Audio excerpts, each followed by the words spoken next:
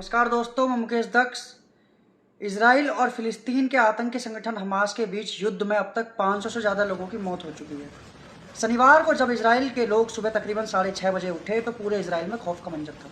दरअसल इसराइल के दक्षिणी हिस्से में हमास ने 20 मिनट के भीतर 5000 से ज़्यादा रॉकेट दागकर न सिर्फ दहशत का माहौल पैदा किया था, बल्कि उसके बाद इसराइल के अलग अलग शहरों में घुसकर कत्लेआम मचाना भी शुरू कर दिया। लेकिन सबसे बड़ा सवाल जो खड़ा होता है कि आतंकी संगठन हमास ने महज 20 मिनट के भीतर इसराइल के ऊपर 5000 रॉकेट दागकर जिस युद्ध की शुरुआत की, वह रॉकेट उसको कहां से मिले। अब सबसे बड़ा सवाल यही उठ रहा है कि इतनी मात्रा में हमास को रॉकेट की तकनीक किसने दी और कौन से वैज्ञानिकों ने मिलकर यह रॉकेट तैयार किए।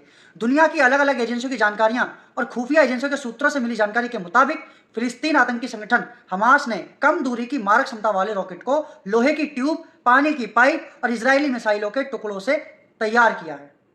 हालांकि कहा यह भी जा रहा है कि इन मिसाइलों को डिजाइन करने में ईरान ने हमास की बड़ी मदद की है।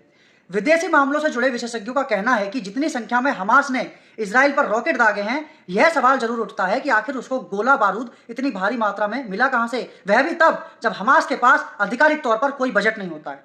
रक्षा मामलों से जुड़े विशेषज्ञ प्रोफेसर उत्तम छेत्री का कहना है कि हमास को यह मिसाइल किसी देश की ओर से सौगात के तौर पर नहीं दी गई हैं, इसमें तकनीकी ट्रांसफर का ही सारा खेल समझ में आता है। उनका कहना है कि इतनी मात्रा में किसी भी देश से आने वाली मिसाइल न सिर्फ सैटेलाइट के माध्यम से पकड़ में आ जाती, बल्कि इस दौरान आने वाले किसी बड़े खतरे का भी अंदाजा हो जाता है। इसराइल भी लगातार इस बात को कहता आया है कि हमास जितने भी हथियारों का इस्तेमाल करता है, वह ईरान की सह पर और उनकी देखरेख में ही करता है।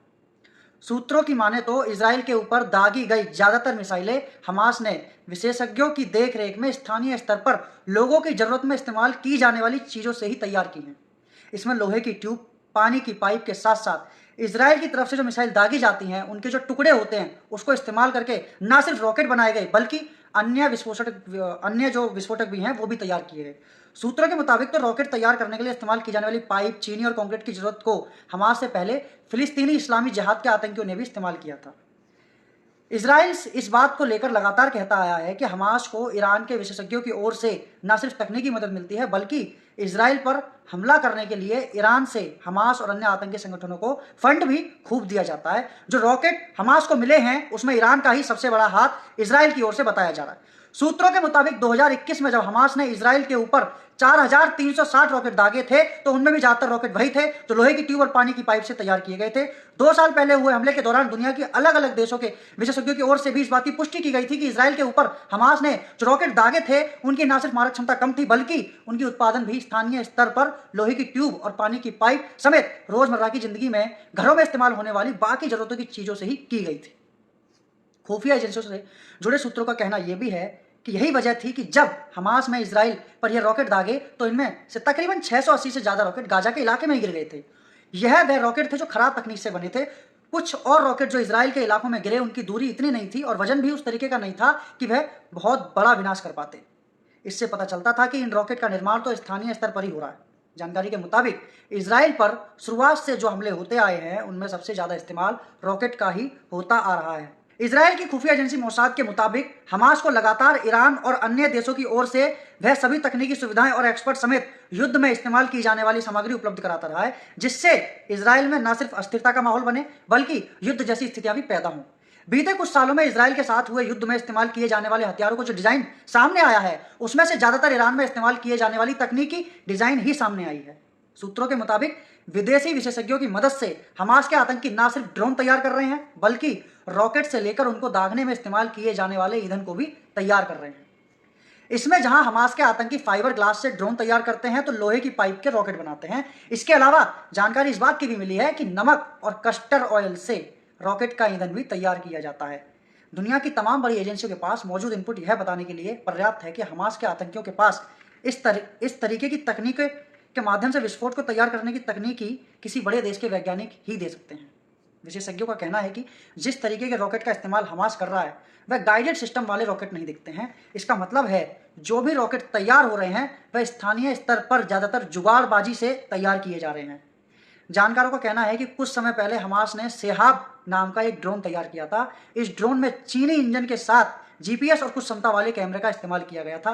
विशेषज्ञों का कहना है कि जिस डिजाइन और तकनीक का ये ड्रोन हमास ने तैयार किया था, ठीक इसी तरह का ड्रोन यमन में ईरान समर्थक हूती विद्रोह भी इस्तेमाल करते हैं। ऐसे में इजराइल का खुफिया एजेंसियों का दावा है कि ईरान ही हमास को लगातार तकनीकी और वित्तीय मदद कर रहा है। सूत्रों का कहना है कि बाद में ऐसी ही तमाम तकनीकों के आधार पर गुरिल्ला ईरानी फंड की ओर से गाजा इलाके में लंबी दूरी की मार करने वाली मिसाइलों को तैयार कराई जाने की पूरी तकनीकियां और व्यवस्थाएं की गई। खुफिया जानकारी के मुताबिक हमास प्रभावित इलाकों में कई अंडरग्राउंड फैक्ट्रियां ऐसी ही मिसाइल और अन्य आयुध उपकरणों को तैयार करने के लिए लगी हुई हैं। रक्षा मामलों के जानकारों का कहना है कि इस्लामिक जिहाद के नेता जायद अल नखाला नहीं भी इस बात का जिक्र किया था कि उनके पास अमेरिका और दुनिया के अन्य ताकतवर देशों से लड़ने के लिए बड़े बड़े हथियार भले ही ना हो, लेकिन उनके पास पानी की पाइपें हैं जिनका इस्तेमाल उनके लड़ाके रॉकेट को तैयार करने में करते हैं। ऐसे रॉकेट से होने वाले हमले इजराइल पर बीते 2 दशकों से ही होते आ रहे हैं। लगातार अपनी क्रूड रॉकेट तकनीक को भी विकसित कर रहा है और पिछले कुछ वर्षों में इसने तेल अवीव और यहाँ तक कि यरूशलेम सहित इजराइल के प्रमुख शहरों को कवर करने के लिए अपनी सीमा भी बढ़ा दी है।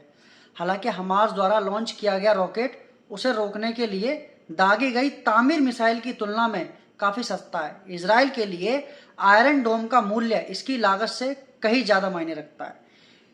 इसने कई बार खुद को साबित किया है। मैं आयरन डोम की बात कर रहा हूँ कि यह लक्ष्यों को बेअसर कर सकता है और लोगों की जान बचा सकता है।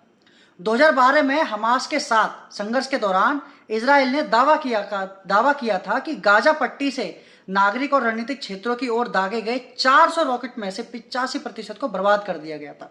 साल 2014 की ही बात कर ले तो उस संघर्ष के दौरान हमास द्वारा कई दिनों के भीतर 4500 से अधिक रॉकेट दागे गए थे। उस दौरान 800 से अधिक को रोका गया, लगभग 735 को हवा में ही नष्ट कर दिया गया था। इसकी सफलता दर 90% थी। यानी कि आप ये सोच सकते हैं कि आयरन डोम किस तरीके से रॉकेटों को हवा में ही ध्वस्त कर देता है। हालांकि अब तमाम चीज़ें हमें ये सोचने वाली हैं कि जिस तरीके से युद्ध आगे की तरफ बढ़ रहा है, हमास के आतंकवादी जो है जिस तरीके का माहौल उन्होंने वहाँ बना रखा है कि लगातार रॉकेट दाग रहे हैं और वहाँ की महिलाओं के साथ अल्लाह होकर के नारों के साथ में उनको मतलब नग्न हालत में वहाँ पर घुमा रहे हैं और टॉर्चर करके उनको जान से मार दे रहे हैं, तो ये बिल्कुल निंदनीय है। ऐसे में भारत किस तरफ झुकता नजर आता है या इस युद्ध का भारत पर क्या असर पड़ेगा, ये देखने का विषय होगा। इस रिपोर्ट में फिलहाल इतना ही। चैनल को सब्सक्राइब कीजिए, वीडियो को लाइक कीजिए, ज़्यादा से ज़्यादा शेयर कीजिए। इस मुद्दे पर हम एक स्पेशल रिपोर्ट भी लाने वाले हैं तमाम जानकारी के साथ कि ये कन्फ्लिक्ट आखिर स्टार्ट कहाँ से हुआ था। तो इसको जानने के लिए हमारे साथ जुड़े रहिए। धन्यवाद।